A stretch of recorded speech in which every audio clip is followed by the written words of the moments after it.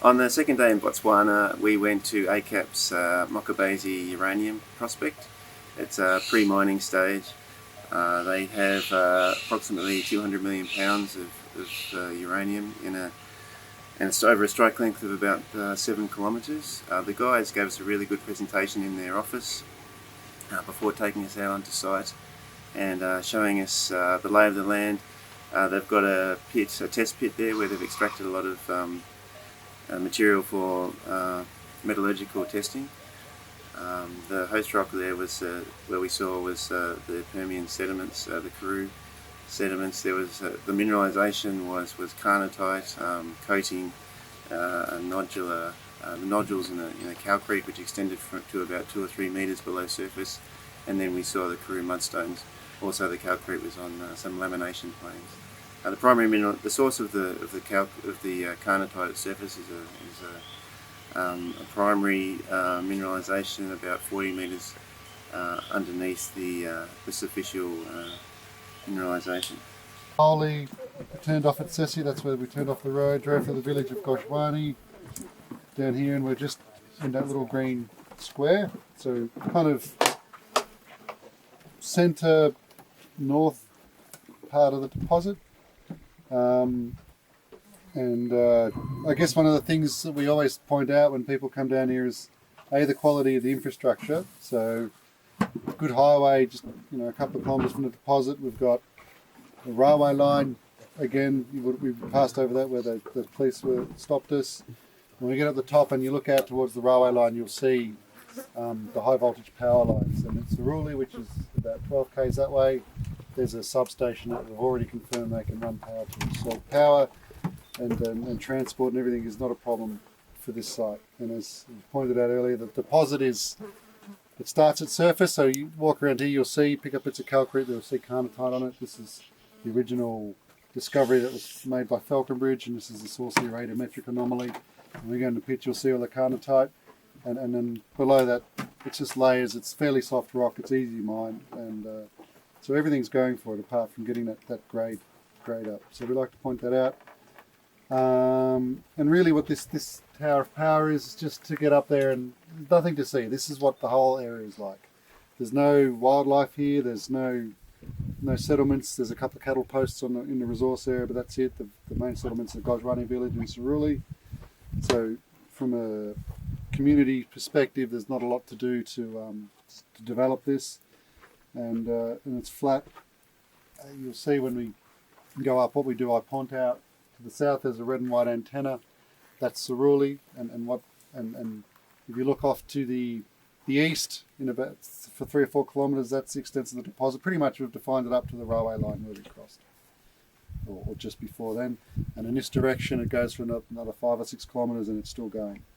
And so, and the reason this was built originally was so that we could demonstrate to people the size and scale of this. And when we've got drill rigs on site, you drive up to the drill rigs, you'll be driving around for an hour from one rig to another, and the whole time you're on the deposit. So it's a really extensive deposit, and we just like to point out how big it is and how much of it's mineralised. So we can go up, it should be safe. Total, what this grade here is, I would imagine it'd be a fair bit more than that, probably over 500 at least. If we took 0.1 maybe. Yeah. We always felt that we've underestimated the grade of a lot of this material, and a lot of that's to do with the sampling, and now we do this hollow auger technique, but even so, not all of it's as well mineralised as this, but some of it's better mineralised than other parts. And you'll see when you dig through, it's very nuggety, very, so if you take a sample there and then one next to it, you'll get quite completely different results. And we've done that variability drilling. Well, in Harvard's program and the rest of the geology and the concretes, we didn't even see this one. Oh, okay. Yeah. No, this Scale, I think. stuff that's pretty good, but it's a real pity there's only this 1 kilometre by 1 kilometre patch of it. That's a lot. It's enough, but then I think it's been put on the back burner a bit with the rest of the resources so big, but it just seems crazy not to just get in there. We would have got pretty excited seeing that. Yeah. Well, you can see, I guess the profile you can see, there's a soil profile at the top. Some of this has even got carnotite in the soil, just in lower bits, not necessarily there. Through this nodular calcrete, and really on this material, the carnotite will coat the surfaces wherever the groundwater can get to. And as we go down through the profile, you'll see we start to get a calcitized mudstone. So this stuff here is this more fissile material, is more muddy, and you can see that you can get a piece that stays together.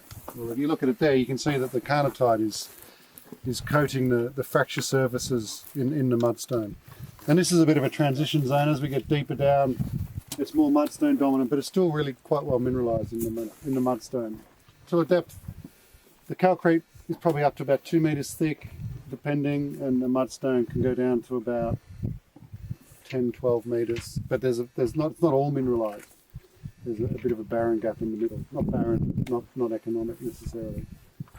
But this, you can see, I mean, these were just pre-dug by an excavator, and you could, we understand this process deletes that. An alkaline leach just does it really nicely, and it's money for jam really, but there's only a few million pounds. But then one of the things in terms of the economics is how relevant is 100 ppm or a 200 ppm cutoff in this material. We think, maybe we could apply a 50 or a 75 ppm cutoff and process some large low-grade alkaline heaps, but that's not my decision. That's up to the mining engineers and geologists to decide that. But anyway, they're a good showpiece. The value of them is far beyond the metallurgical samples that we got from them. At least it's something to look at when people come. And as we go down, you'll see the profile, and it gradually changes into more mudstone dominated down the bottom. And dig away at the walls, pick the stuff up. It's not going to kill you. And take some samples if you'd like to take some samples with you. That's not going to be an issue either. So what was the ppm on the bulk sampling? It was in the few hundreds, Brent. I don't know if you recall. Yeah, 300 to 500 as bulk. Yeah. But individually, you could get quite high grades. Yeah. But then you could sample next to it and get not much. Yeah. So it was in that sort of 300 to 500 range. And there's another pit over there. It was more mudstone dominated. It had even higher grade. It was spectacular. Big patches of carnotite and stuff. But unfortunately, these have weathered a couple of wet seasons, so they've graded quite a lot to what they originally were. We'll go down. I wouldn't go into the bottom of the pit, but in fact, I haven't been down there for a while. We'll see what the benches are like. If we can walk around and you can have a bit there would be. That's the way when it opens up, it's really